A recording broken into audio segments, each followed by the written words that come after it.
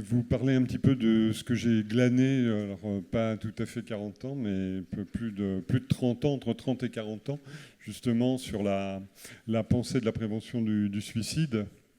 Et vous allez voir qu'il y a quand même un certain nombre de choses qui sont apparues dans ce qui a pu être dit aujourd'hui. Et c'est vrai qu'au bout de toutes ces années, j'ai une impression assez mitigée. On a parlé vraiment des apports qui ont été des grands points qui ont été développés, des choses qui ont été mises en place. Mais je reste toujours, et vous le savez peut-être pour m'avoir entendu régulièrement chaque année, assez réservé sur la philosophie de mise en place de tout ça, qui, à mon avis, est de moins en moins sur le fond, sur la technologie de fond derrière tout ça, adaptée à l'évolution de l'époque. Et on a vraiment besoin d'organisation, finalement, et c'est pour ça qu'on rigolait sur ce terme-là, c'est-à-dire d'une écologie relationnelle, donc qui est un terme technique, mais qui n'est pas lié, c'est pas l'environnement, hein, je ne m'occupe pas d'environnement en tant que tel, mais la pensée sous-jacente est la même. Et je pense que si on veut vraiment faire évoluer dans les années qui viennent la prévention vers une nouvelle organisation et une nouvelle efficacité, eh bien, il va falloir adopter ce système de pensée qui ne sera beaucoup moins causal linéaire, mais beaucoup plus justement circulaire dans le sens systémique du terme. Donc on va travailler sur les enjeux de complexité du vivant. La complexité, ça veut tout simplement dire que quand on fait quelque chose, quand on bouge quelque chose quelque part, ça a des effets ailleurs.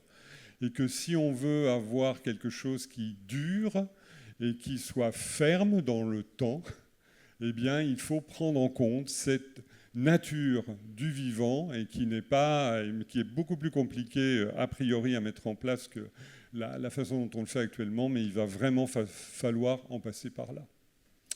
Alors, comme vous le savez, on a déjà l'affrontement de deux logiques qui sont différentes. On a une logique qui est celle du terrain, des territoires, hein, comme on dit, et c'est là justement où se trouvent les personnes concernées. Et puis on a une deuxième logique qui est celle des administrations territoriales et nationales qui sont normalement dans des fonctions régulatrices. Alors, mes échanges, comme je vous disais, depuis 20 ans, hein, que ce soit avec les associations membres de l'UNPS, que ce soit avec mes collègues psychiatres, que ce soit avec l'ensemble des personnels, par exemple des hôpitaux, des associations également autres que j'ai pu voir, et puis surtout aussi avec la pratique que j'ai aujourd'hui, qui est ma seule pratique médicale restante, c'est-à-dire au niveau de la thérapie familiale de mon hôpital, du CHU de Tours, où je vois qu'il y a une façon de travailler qui est très différente de ce que je faisais par ailleurs, eh bien ça m'amène à tirer plusieurs remarques et plusieurs points qui me semblent tout à fait saillants et que vous avez entendu, vous allez voir. Déjà une adéquation, toujours aujourd'hui, entre les besoins primaires des populations, dans une large part en tout cas, et l'offre officielle de prévention, même si ça a beaucoup amélioré les choses, et on est tous d'accord, hein, puisqu'on en a parlé, on a pu évoquer ce matin les résultats, mais on a quelque chose qui, à mon avis, pose toujours problème, qui est en arrière-fond de ce qu'on dit, mais je vais le dire clairement. Vous allez voir qu'il y a un problème, c'est que la plupart des dispositifs qui sont mis en place sont clairement centrés sur le médical. En général, le référent, c'est un médecin, même quand on est dans des logiques, hein, vous avez vu quand on a commencé à parler du troisième pilier de la santé, à quelle réflexion on est très vite arrivé. Donc on a des formidables également dispositifs qui ont fait leur preuve à un endroit, parce qu'il y avait une cohérence, mais qui, implantés, ne fonctionnent pas, en tout cas pas à la hauteur de ce qu'on voudrait.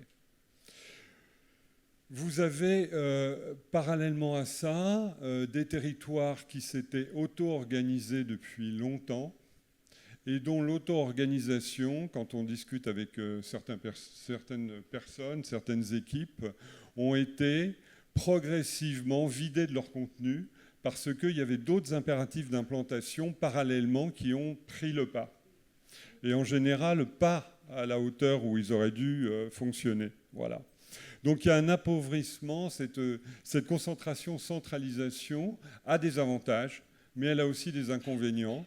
Et à mon avis, le principal inconvénient, c'est justement de ne pas répondre à cette exigence systémique, cette exigence écologique d'implantation des dispositifs. Donc il y a un certain nombre d'acteurs qui ont été démobilisés. Je ne vous cacherai pas que j'en fais partie. Et si j'ai eu le plaisir de passer la main à Fabrice, c'est parce que moi j'ai estimé que ma façon pour l'instant n'était plus compatible et personnellement ça devenait un petit peu compliqué. Donc j'ai préféré passer la main. Autre chose qui m'a semblé évident, et vous en avez entendu parler aussi, c'est les fortes capacités d'auto-évolution du secteur associatif quand il y a des situations nouvelles qui se présentent. Et on a fait donc cet article dans le bulletin de l'Observatoire national du suicide, justement sur la réaménagement des associations à l'occasion de la période Covid. Et puis, là aussi, vous l'avez entendu, toujours, même si on a parfois l'impression que ce n'est pas le cas, une très faible intégration d'emblée du secteur associatif dans la co-création des dispositifs. Et ça, pour moi, ça reste quelque chose qui est absolument impossible à maintenir dans l'État. Alors, pour le futur, puisqu'on fait les deux choses à la suite, donc pour le futur, je vous rappelle que par principe, un écosystème, c'est un écosystème. C'est-à-dire que si ça fonctionne très bien à un endroit, il n'y a rien qui permet de dire que ça va fonctionner ailleurs. Mais on fait comme si ce n'était pas une règle du vivant. Donc, voilà quelques points de préconisation rapidement que je ne vais pas développer. Je ne sais pas si on aura quelques minutes de questions, et s'il y avait des questions, je pourrais aller un petit peu plus loin.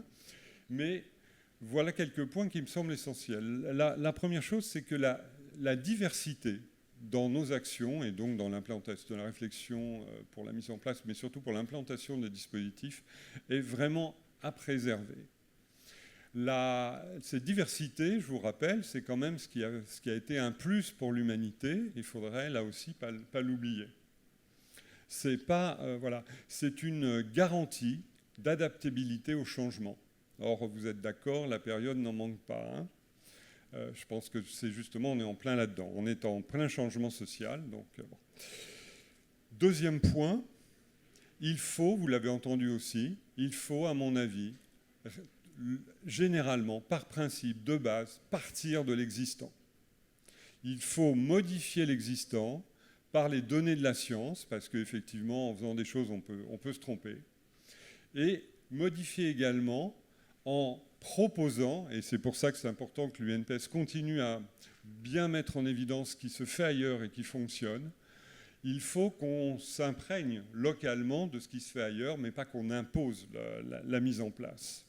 C'est moins rapide, c'est plus conflictuel, mais ça sera plus durable et plus solide. On n'implante non plus jamais un dispositif tel quel, vous l'avez compris, mais cette implantation doit donc être confiée à un groupe, une équipe, qui va intégrer en fait une certaine représentativité du territoire sur lequel on veut implanter.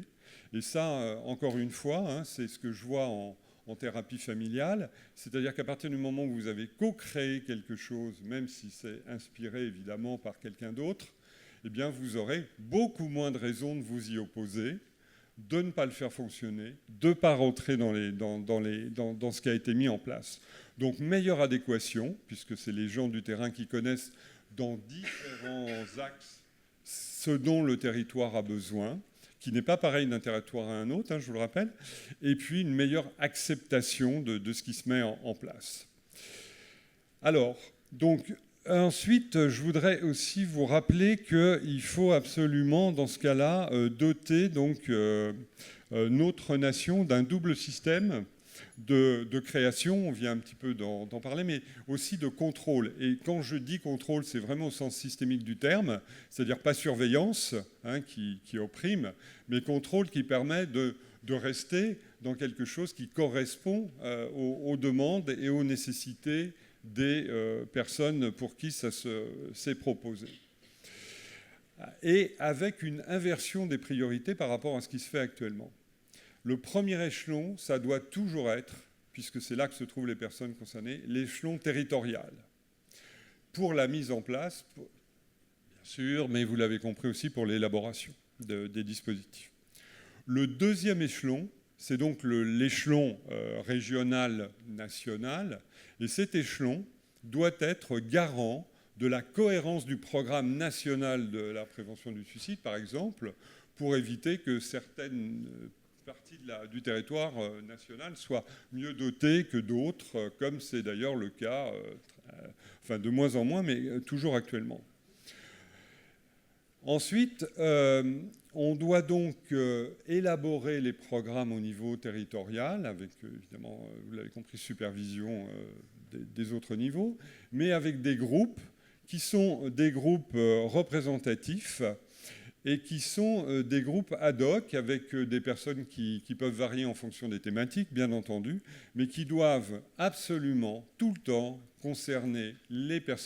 intégrer les personnes concernées, intégrer également donc des scientifiques, des économistes de la santé, si on est dans nos domaines à nous, et des responsables politiques.